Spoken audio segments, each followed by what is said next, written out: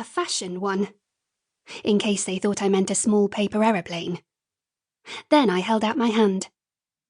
I've only been in the modelling industry for 3 months, and last time I did this, the receptionist assumed I was the work experience girl. I'd made 12 coffees, 6 teas, and some headway into cleaning the floor of the photocopying room before anybody had ascertained otherwise. This time, she didn't even look up. "Just take a seat, yeah?" she said, waving her hand at the room. I could see from the reflection in the window that she was on a social networking site.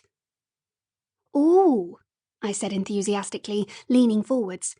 "Did you know that particular website contains 140 billion photos, which is 4% of the number of photos ever taken?" She looked up and scowled.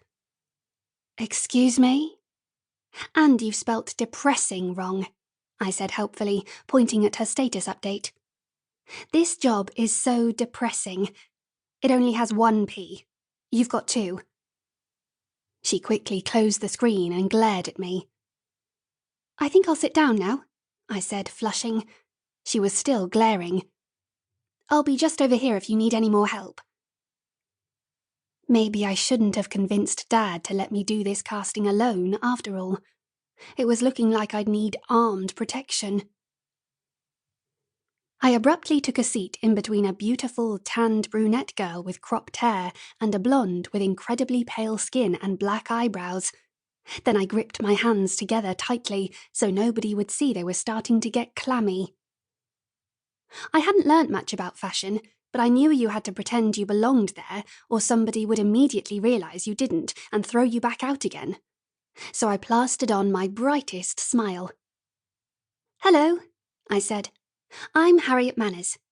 Are you both here to see Brink too?" "Uh-huh." The blonde looked me up and down. "What are you wearing?" I looked down in confusion. Just how literal did she want me to be? "A striped jumper," I said anxiously, "and a pair of striped leggings." I paused. "And underwear, obviously, and 2 socks, and green trainers." "Uh-huh," she said again. "Quick, Harriet, change the subject." "Is that you?" I said, pointing at the open folder in the brunette's lap. There was a stunning black and white photo of a very beautiful girl in a bikini with an enormous cat wrapped around her neck. She lifted her chin slightly. "Obviously." Cats are so interesting, aren't they? Apparently they have a brain the same size as a great white shark's and jaws with the same strength as a Komodo dragon. Yep. It's this kind of conversational dynamite that makes not many people want to sit next to me at lunchtime. The brunette looked at me, and I was saved from my third "uh-huh" by a door swinging abruptly open. Baby koala!" my agent, Wilbur, shouted, holding his hands out wide so that the pink sequined poncho he was wearing made him look like some kind of disco bat. "Come and give me a cuddle. Not literally, obviously. This is Versace," he said, indicating his outfit. "And it would totally crush my sparkles."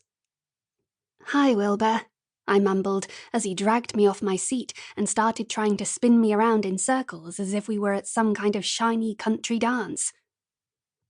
"Munchkin, I'm so glad you're here. This photographer is just a desperationist to see you." I flushed with surprise. "Really?" "For shizzle nizzle," he said, holding me at arm's length. "They love themselves a good bit of ginger frog now and then. And, oh my holy chicken unicorns, what are you wearing?" I grimaced. "It was the first thing that fell out of my wardrobe. Sorry." "Genius. I've always wondered what a human zebra would look like, and now I know." Wilbur gave me an air kiss. "We'll be ready for you in 4 minutes, bunny cakes. Frankly, everyone else might as well go home now.